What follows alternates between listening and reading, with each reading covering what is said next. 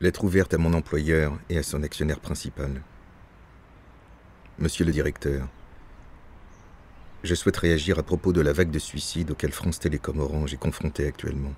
Je suis Samuel Bollendorf, je suis photojournaliste depuis une quinzaine d'années. Depuis maintenant un peu plus de 5 ans, je me suis tourné vers la réalisation finalement de documentaires interactifs, de projets qui sont évidemment toujours à base de photographie, mais aussi de vidéos, où le son a pris de l'importance. Et où finalement, je suis devenu un réalisateur audiovisuel, parce que la photographie, de plus en plus, elle a besoin de s'inscrire dans des projets audiovisuels. Mais pour moi, il y a vraiment un enjeu à continuer à être photographe. C'est-à-dire qu'aujourd'hui, ces boîtiers, les nouveaux boîtiers sont incroyables. Ils nous permettent de réaliser des vidéos en Full HD avec en plus des profondeurs de champ, des factures d'images qui nous rapprochent presque plus du cinéma que de la vidéo telle qu'on la connaissait il y a une dizaine d'années. Mais je pense que c'est très important aussi de ne pas oublier que on vient de la photographie.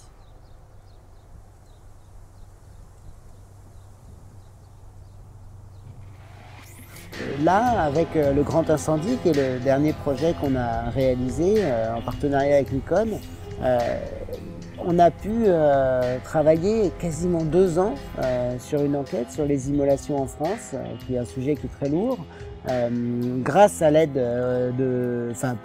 grâce à la production de France Télévisions Nouvelles Écritures, du CNC, et c'est vrai que ça nous a permis vraiment d'abord d'essayer de constituer vraiment un lourd travail d'enquête, de recontextualisation de ces événements, etc. Parce que l'idée était de sortir ces événements du fait divers et d'essayer de voir ce que réunis ils peuvent constituer comme message adressé au collectif, à la société, etc. Et c'est vrai qu'avec le D800, je pouvais autant réaliser des interviews des familles, des collègues, que avec le 24 décentrement que j'avais dessus, je pouvais aussi réaliser du coup ces images très installées sur les lieux.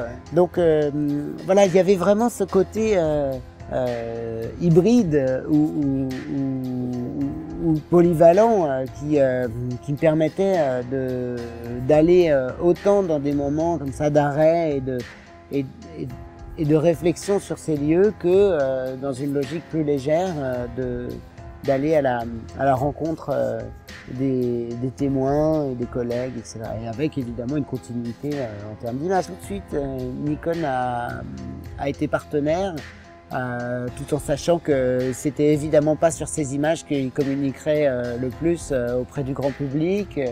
Et ce partenariat-là, il est essentiel. C'est aussi grâce à ces rencontres qu'on peut continuer à faire des sujets qui sont pas faciles. Ce que je voulais, c'était protester. Et je voulais que ça se fasse dans un coup d'éclat.